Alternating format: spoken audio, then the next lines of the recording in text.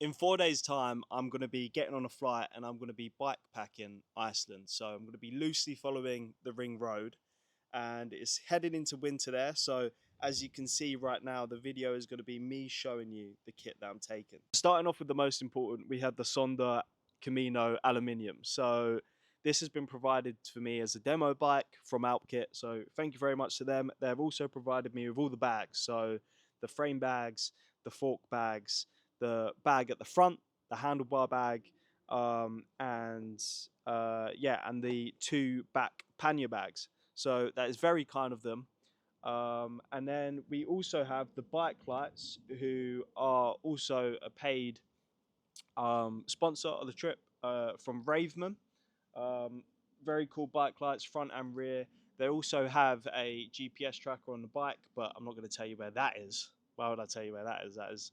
That'd be pretty bad security of me. Um, and then onto the second sponsor. So we have these really cool bottles. They're called Kigo, and they kind of snap off like this really easily, and they cling back on very easily like that. It's a magnetic bottle, very cool. And onto the last paid, um,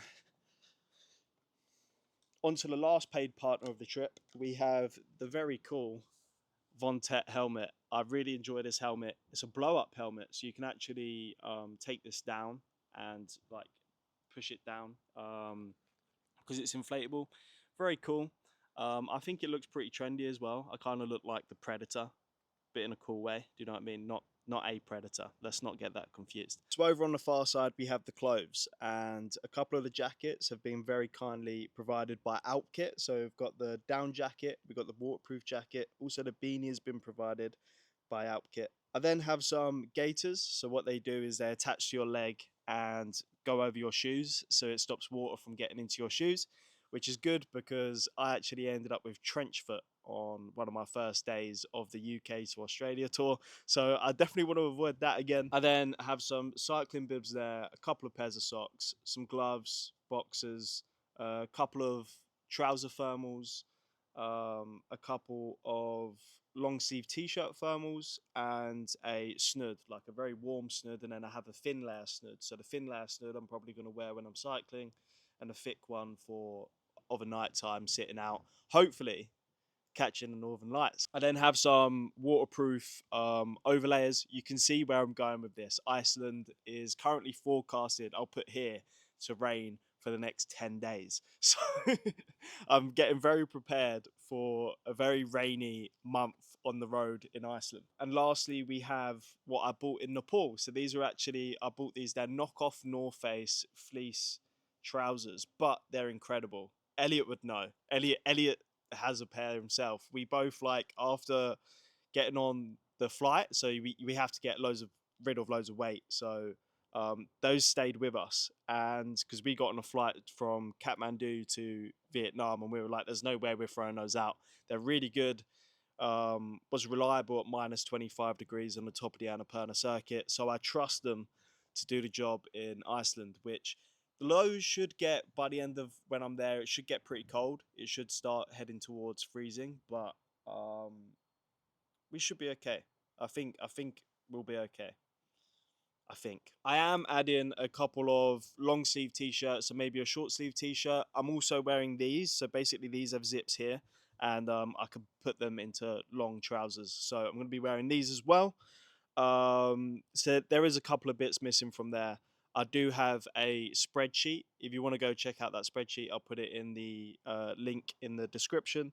And you can check that out. It'll have more stuff in detail there if you want to just see it on a spreadsheet. And yeah. Shoes wise, I'm definitely not going for these. These are absolutely finished and they stink. I don't know why I'm holding them so close to my face.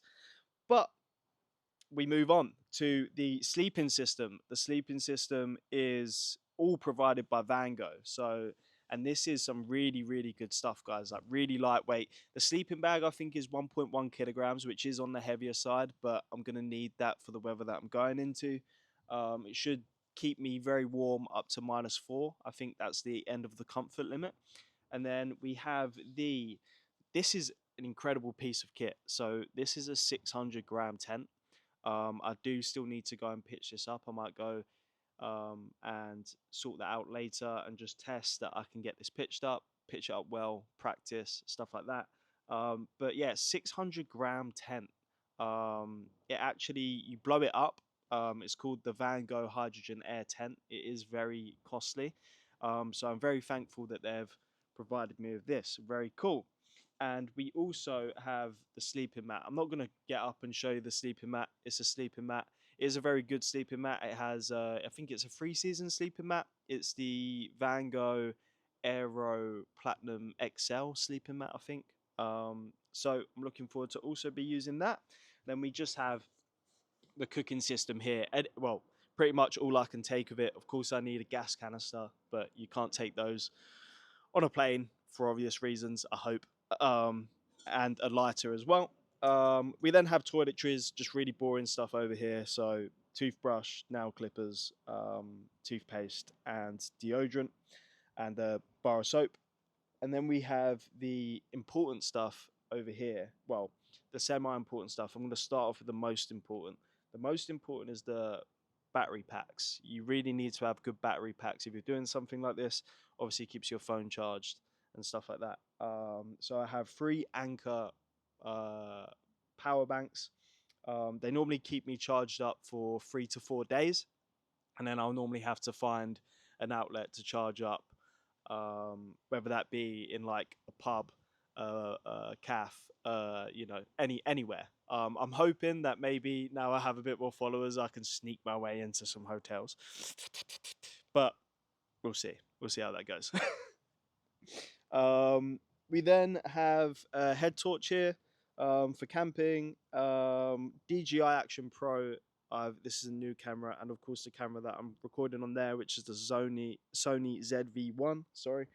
And then we have the Garmin for navigation, of course, and probably one of my favorite bits of kit. I have bought this twice over the UK to Australia. No, once. So I bought it, of course, to start, and then I bought it again because it was just that good. It has a really high power charge here. It also has 2 USB-Cs ports here going outwards, and also 2 USB-A ports, which is very handy. Means you can charge a lot of things at once, 5 things at once.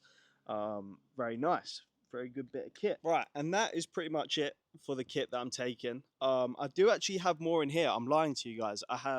So in this frame bag here, I have a spare inner tube. I have tire levers.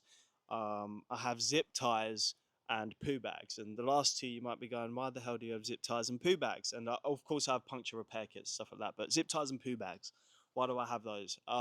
So poo bags, I keep those not for my poo. Not for my poo.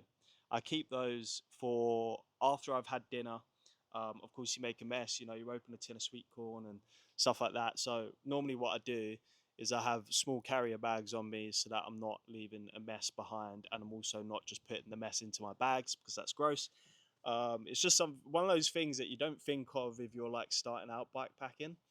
But after a while of bikepacking, you go, right, I probably need a carrier bag for the end of the night. So yeah, I decided to go for dog poo bags because they're quite small, handy, and zip ties. Zip ties are just super useful. If you don't know, I didn't know the power of zip ties before I left UK to Australia. If I did, I'd have taken a load of fucking zip ties, I'll tell you that much. But there's a saying, and Duncan says it a lot, my friend Duncan, who's also a bikepacker. He just done a lap around the world, really cool guy. He says, if you can't fix it with zip ties, you're just not good with zip ties. And yeah, that is it. So as I said, I'm going to be leaving an Excel spreadsheet below. You can click on the link to that and see all the kit that I will be taking in like a list, if that's easier. But yeah, I hope you guys have enjoyed this video. If you have, subscribe. I will be making more YouTube videos. So if you guys watch these videos and subscribe, I'm hoping that I can make a very cool Iceland video at the end of the Iceland trip for you guys. So that would be cool. And yeah, if there's anything that you guys want to see from me on here in more long form, maybe even a Q&A about the UK to Australia trip and stuff like that, let me know.